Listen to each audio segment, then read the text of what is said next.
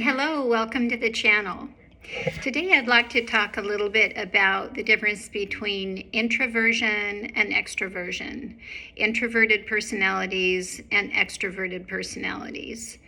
Most of us fit really well within one camp or the other.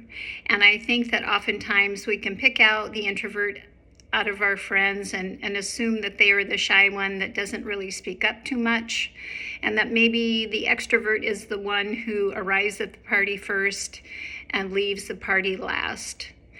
And I can tell you that that is often not the case. The introversion often shows up as being people who are very introspective, require some downtime alone, in solitude. But really, where the differences is according to the understanding that I have and according to the reading that I have done and a bit of research, is that extroverts refuel and re-energize by being around other people. It causes them to feel fulfillment, enriched, and re-energized. And it's a wonderful thing. It really, really is. And back to what I first said, yeah, they usually are the first one at the party and the last one to leave. So that part is indeed true.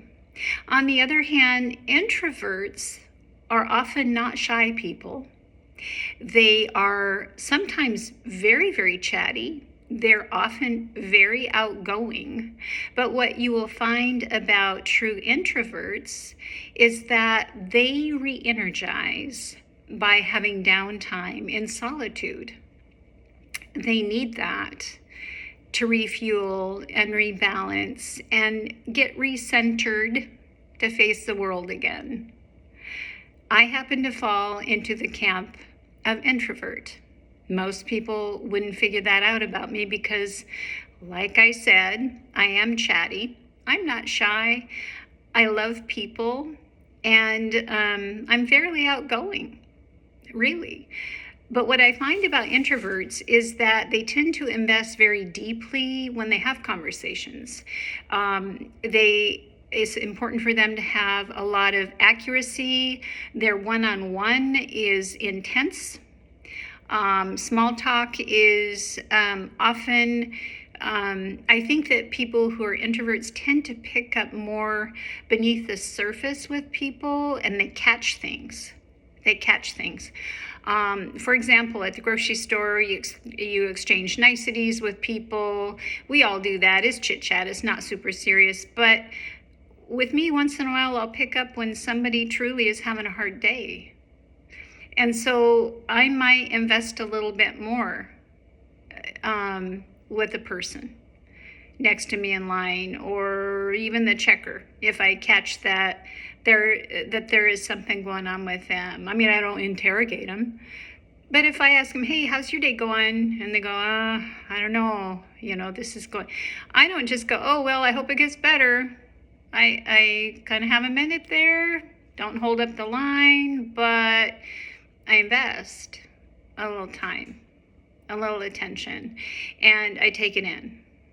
So it doesn't make me a hero. It just means that my intent and my focus is, I think, greater in the intensity, I guess is the best way to put it. And so I think that that's probably pretty true for a lot of introverts. And I think that what happens is it can cause kind of some brain drain after a while. There's a certain kind of a fatigue that can happen with that. And especially if you work with the public, which a lot of us do. I did for my whole career has been in jobs where I worked with people, not things, but with people. And I love working with people, but it is something that when you invest that energy, you really do feel a sense of fatigue, brain fatigue at the end of a day.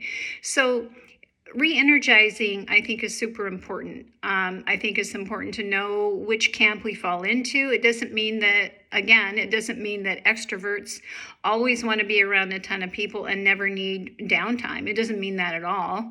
It just means that that is where they get their fulfillment, and that is where they get their juice.